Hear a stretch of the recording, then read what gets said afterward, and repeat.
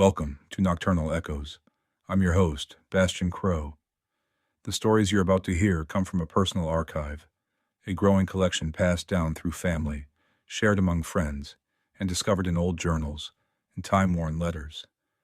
The kind of pages you don't find twice. With each episode, we'll share some of these ghostly encounters, brief flickers of the unknown, meant to quiet the noise and stress of the day, to guide your mind toward darker places, where stories linger. And once a month, we reach further back, the monthly special features, an entry pulled from one of our centuries-old diaries or letters, accounts that often feel more like warnings than memories. You never know if we'll follow the trail of a witch hunt from the 1600s, experience a nightmare recorded in the 1800s, or simply hear how those who came before us coped with the unexplained. Be sure to follow or like and subscribe so you don't miss when the past speaks again. Now, dim the lights. Find your favorite spot. Get ready. Nocturnal Echoes begins.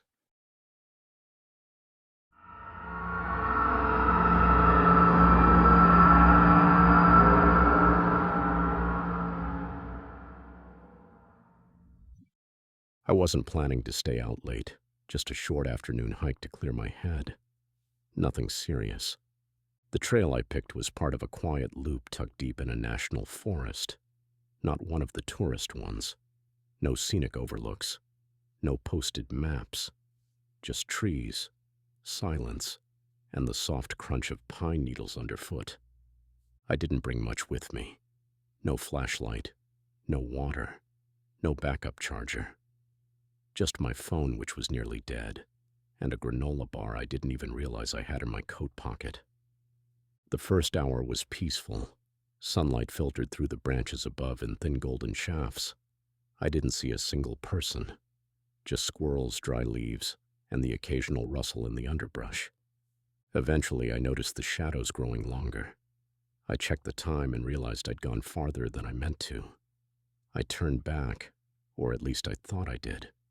But the trail had changed, or maybe I had just lost it. I stopped walking and turned a slow circle. Nothing looked familiar. The sun was low now. The light was turning blue. I pulled out my phone. No signal, not even one bar. I started walking again, trying to retrace my steps. I told myself it would be fine. I just needed to find the trailhead or a marker, something to orient me. Then I heard a sound behind me, a sharp, hollow crack, followed by two more. 3 distinct knocks. It wasn't a branch snapping. It wasn't random. It sounded deliberate, like someone was clapping 2 thick sticks together. I turned and scanned the trees. Nothing. No movement. No figures. Just stillness. I listened for a while longer, then kept walking. A little faster now. A few minutes later, I heard it again. 3 sharp hits. Slower than before. Closer. Same rhythm. I stopped walking. The sound had come from the trees directly behind me. I called out loudly, "Hey," just once. But my voice felt small in the growing dark. No reply, no footsteps. I kept moving. My pace turned into a jog. My heart was starting to pound. There was something unnatural about the sound. Too clean. Too exact. It happened again 10 minutes later. 3 wooden strikes. Even closer. Not frantic. Not fast. Just steady. Intentional. Whatever it was following me. I broke into a full run. I didn't care where I was going. I tripped over roots. I ducked under branches. Scratched my hands on bark and thorn. I didn't stop until I burst into a clearing, panting and wild-eyed. And I wasn't alone. 2 park rangers were standing near the edge of the brush, flashlights in hand. One of them stepped forward as I stumbled to a stop. "You all right?" I nodded, catching my breath. "I got lost," I said. "And there's someone or something out there. I heard it following me." The rangers looked at each other. They didn't say anything. Then the sound came again, 3 wooden strikes, much closer now. All 3 of us turned toward the trees. The flashlight scanned the dark, but there was nothing. Just thick forest, unmoving and silent. "You heard that?" I asked. The older ranger nodded slowly. He didn't look surprised. "We've had a few reports," he said. "People hearing strange things around this area." He reached for his radio and said something too low for me to catch. Then he looked at me again. "My partner's going to walk you to our vehicle. I'll meet you at the bottom with your car." "You sure?" I asked as I handed him my keys. He just nodded and turned toward the woods. The younger ranger motioned for me to follow him. We took a narrow trail I hadn't seen before. His flashlight bounced ahead of us as we walked. For a while, neither of us said anything. Then I asked, "What do you think it was?" He didn't answer right away. "Could be kids messing around," he said. "Could be wind." "It wasn't wind," I said. "No," he replied. "I guess it wasn't." At the bottom of the trail, a ranger vehicle sat idling with its headlights on. He opened the door for me. I got in, and we pulled away onto a gravel road. "Think he'll find anything?" I asked. The ranger beside me kept his eyes on the road. "No," he said quietly. "He never does." Back at the ranger station, I waited on a bench while they brought my car around. The air was colder now, still. No wind, no insects, nothing. After a while, my car rolled into the lot. The older ranger stepped out and handed me the keys. "Stick to marked trails next time," he said, "especially this deep in." I nodded. He turned to leave, then paused. "Did it always come in threes?" he asked. "Yeah," I said. "Exactly 3 every time." He didn't say anything else, just nodded and walked back into the dark. I started the engine, rolled down the window halfway and pulled out of the lot, followed the empty road back toward the highway. Just as the forest started to thin behind me, from somewhere deep in the trees, 3 clean distant strikes. Wood hitting wood. Measured, calm, deliberate. It got me to think, was it after me? Or was it maybe after the rangers?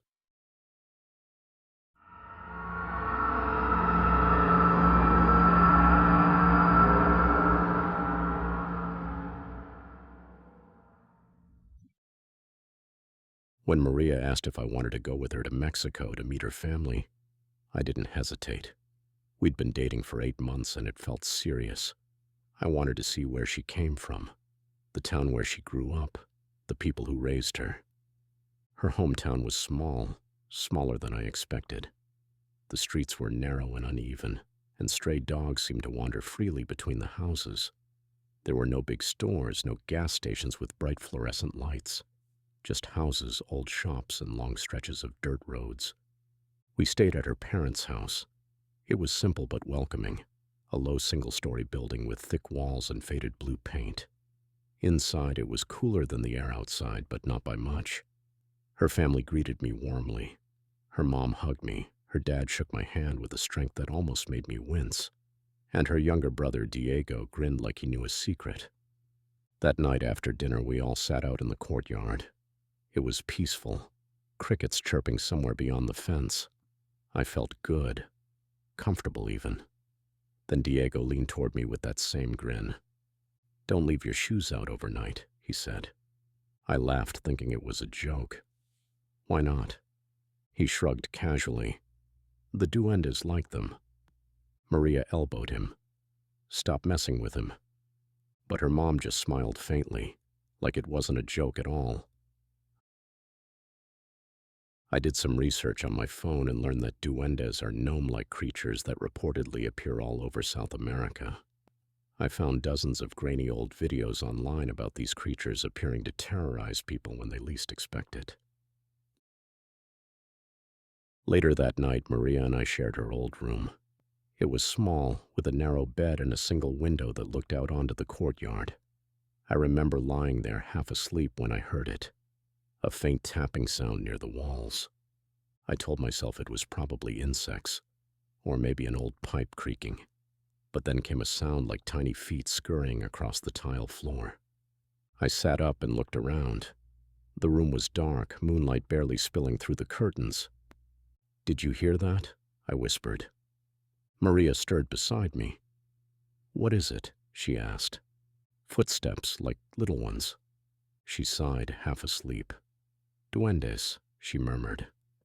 Then she rolled over and went back to sleep, as if that explained everything. I didn't sleep much after that. The next day over breakfast, I mentioned it.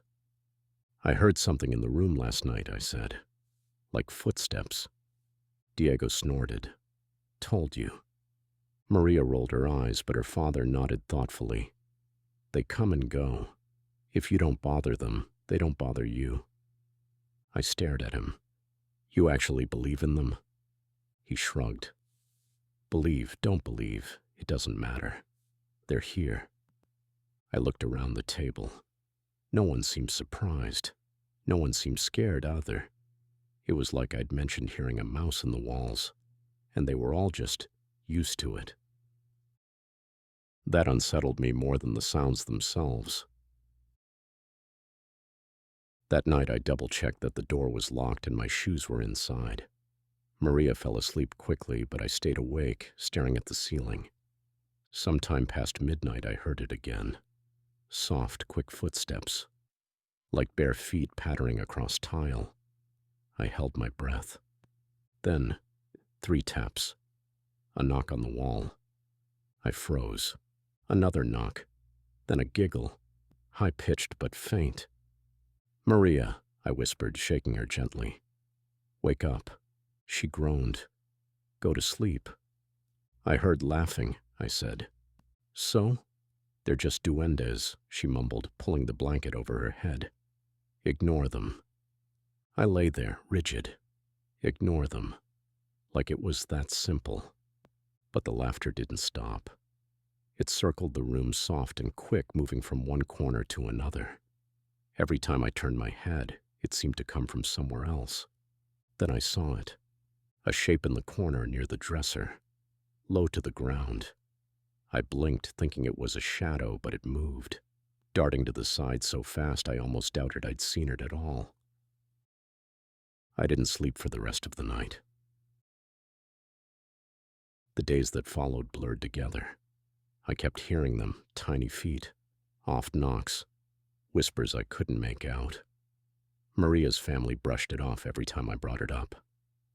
"They're not dangerous," her mother said one afternoon as she chopped vegetables. "They're mischievous. They like attention. Don't feed them." "Feed them?" I asked. She smiled faintly. "Not with food. With fear. With your reaction." I tried to laugh it off. I really did. But that night they got bolder. I woke to the sound of the closet door creaking open. Slow, deliberate. I sat up in bed, my pulse hammering in my ears. The room was pitch black except for a sliver of moonlight spilling across the floor. The door swung wider. I reached for my phone, fumbling to turn on the flashlight. The beam lit up the inside of the closet. Empty. Then something darted past my feet. I yelped and scrambled backwards, slamming against the headboard. Maria groaned. "What now?" "I saw one," I hissed. She sat up, rubbing her eyes. "Where?" "By the bed. It ran under it." She sighed, got out of bed, and knelt down. I watched as she lifted the blanket and peered underneath. Nothing. "See?" she said, climbing back in. "Stop letting them get to you." But as she lay back down, I saw it again. A small face peeking around the closet door frame. Its features were indistinct in the dark, but I could see the grin. Wide. Too wide. I didn't move. It whispered something I couldn't understand, then slipped back into the shadows. By the 4th night, I was unraveling. I hadn't slept more than a few hours in total. Every creak of the house, every rustle of leaves outside set my nerves on edge. I told Maria I wanted to leave early. She frowned. "They're not going to hurt you." You just need to relax. But that night, things escalated. I woke to wet footsteps on the tile, like bare feet soaked with water slapping against the floor. I turned on my phone's flashlight. They were there, 3 of them. Small, pale shapes crouched at the end of the bed. Their eyes glinted in the light, reflecting like an animal's. I couldn't breathe, couldn't move. One tilted its head, grinning. Another crawled up onto the mattress, its tiny fingers curling into the blanket near my feet. "Maria," I croaked. She didn't stir. The creature's grin widened. Its teeth were sharp. Then it whispered, clear this time. A single word in Spanish I didn't know, but somehow understood. "Stay." I bolted upright, shaking Maria awake. "We're leaving. Now." She blinked, disoriented. "What?" "It's 3 in the morning." "I don't care. Get up." She argued, but I didn't give her a choice. I packed our bags in record time and carried them out to the rental car in the dark courtyard. I didn't look back at the house. We drove all night, not speaking.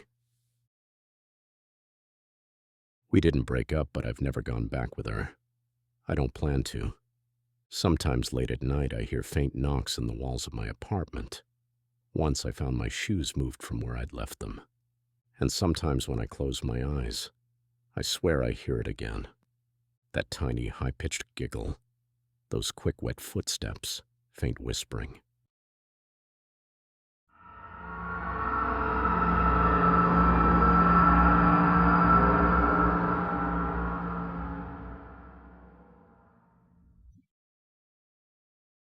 I get my son every other weekend.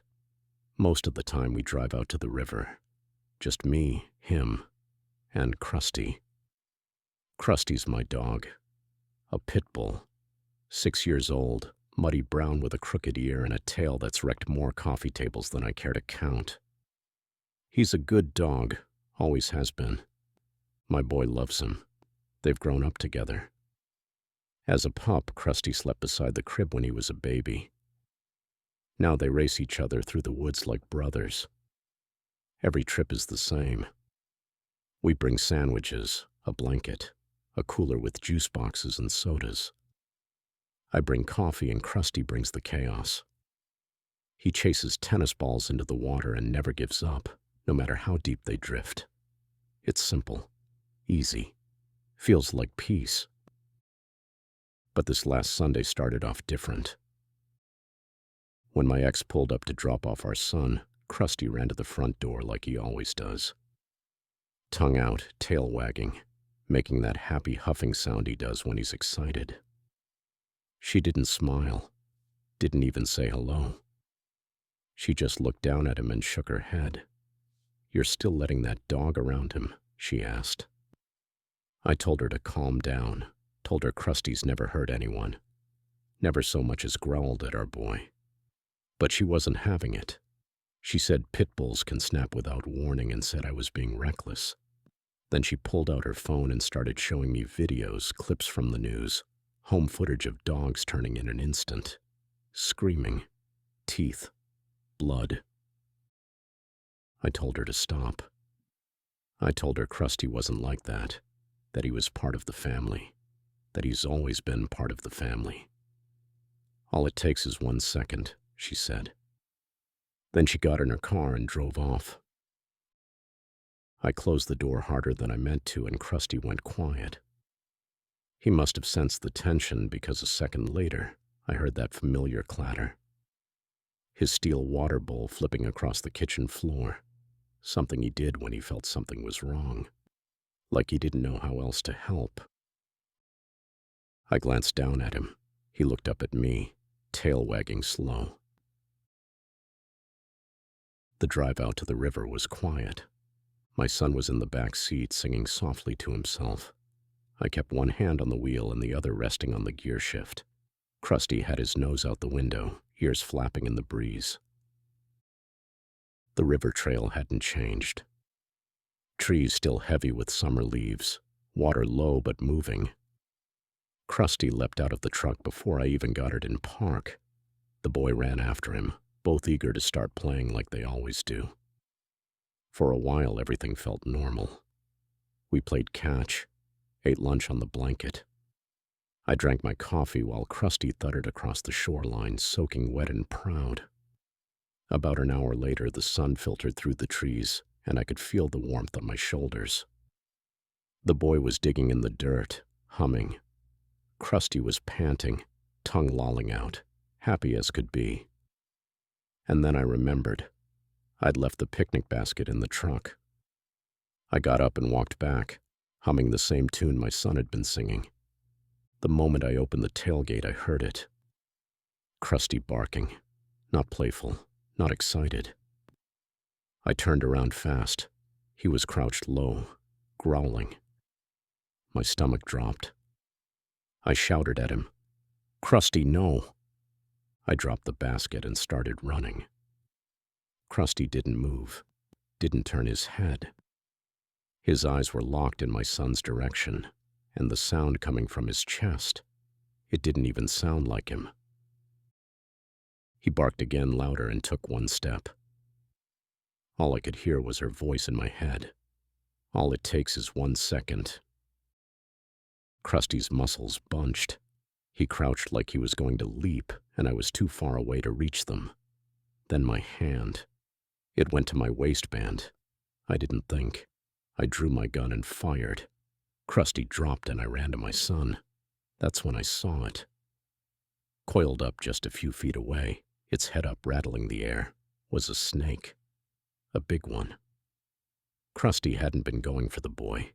He was going after the snake. I scooped my son into my arms and backed away. The snake slithered off into the brush. Krusty didn't move. He was barely breathing when I reached him. I held him, told him he was a good boy, told him I was sorry. By the time I got him in the truck, he was gone. The house felt emptier than ever that night. I buried him behind the shed, wrapped him in his blanket, the one he used to drag out of the dryer whenever I wasn't looking. I couldn't stop replaying it in my head. That moment when he looked like he was going to lunge, the barking, growling, the trigger. I barely slept. And when I did, I kept hearing things. The gnawing sound he made when he chewed on his rubber bone. That soft, whiny noise he'd let out when he wanted a bite of dinner. The heavy thump of his tail hitting things when he knew I was walking into the room. I told myself it was in my head, until the third night. I was lying half asleep on the couch, TV still glowing faintly in the dark. And then I heard it, a familiar clang. That sound, the unmistakable crash of metal against tile. His water bowl flipped over, just like he used to do when he felt tension in the house. I sat up, heart racing. I looked around, part of me hoping to see Krusty wagging his tail at me, but the house was quiet and dark. But then, outside, I heard voices. Low, whispering. I moved slowly to the door and looked through the people. 2 men wearing masks. One was holding a crowbar, standing just a few feet from my front door. I shouted, "I'm armed and the police are on their way." They took off running, and I stood there shaking, door still locked, house still dark. But behind me on the kitchen floor was Krusty's bowl upside down. I don't know what I believe, not anymore. But I know Krusty saved my son's life that day by the river, and I think maybe he saved mine that night at the door.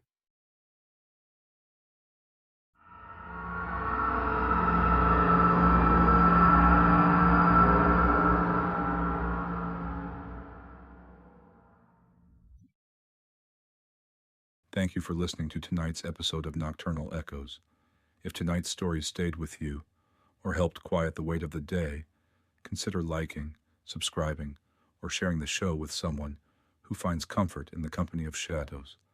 I'm your host, Bastion Crow. Until next time, keep your eyes open and the lights low.